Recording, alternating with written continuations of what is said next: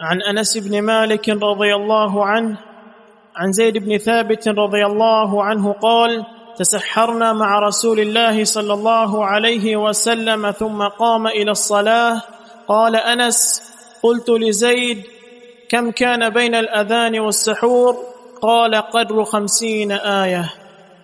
سحری میں تاخیر کا حکم، افطاری جلدی کرو اور سحری جو ہے وہ تاخیر سے کرو. افطاری جلدی کرنے کا معنی یہ ہے کہ سورج غروب ہوتے ہی افطار کر لو، انتظار کرنے کی ضرورت نہیں ہے. کچھ لوگ ہر معاملے میں احتیاط سے کام لیتے ہیں کہ 2 منٹ رک جاؤ، 3 منٹ رک جاؤ.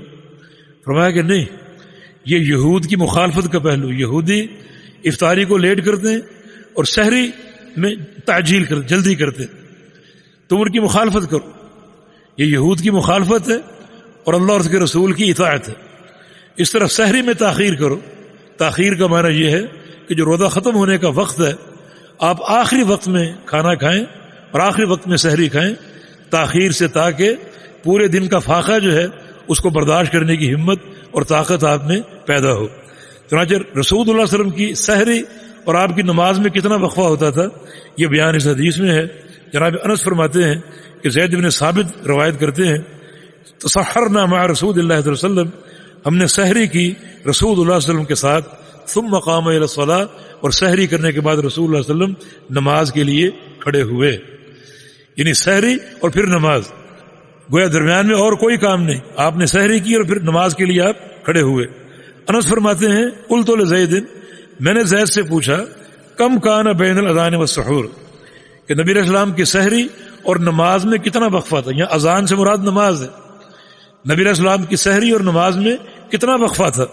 فرمایا کہ قدر 50 آیا، کہ جیسے کوئی شخص قرآن پاک کی 50 آیتیں پڑھ لے، متوسط قسم کی آیتیں 50 پڑھ لے، تو جتنا یعنی وقت ان آیتوں کی تلاوت میں لگتا ہے 15 منٹ لگا لیں، 10 منٹ لگا لیں، 20 منٹ لگا لیں. یہ فرق تھا آپ کی نماز اور سحری تناول فرمانے کے درمیان. اس کا معنی رسول اللہ صلی اللہ علیہ وسلم سحری کو لیٹ کرتے تھے اور بالکل آخری وقت میں سحری کا کھانا آپ تناول کرتے تھے. ہمیں بھی اس کی اتباع کرنی چاہیے، اور اس کا فائدہ یہ ہے کہ یہ دن بھر کے فاقے میں انسان کو تقویت جو ہے وہ فراہم کرے گا اور اللہ اور اس کے رسول کی اطاعت اور محبت کا موجب ہوگا. اور پھر اہل کتاب کی مخالفت جو موجب اجر ایک عمل ہے.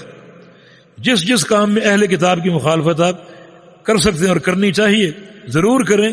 یہ اللہ اور اس کے رسول کی جو ہے وہ اطاعت ہوگی اور اللہ کی رضا کا باعث ہوگا.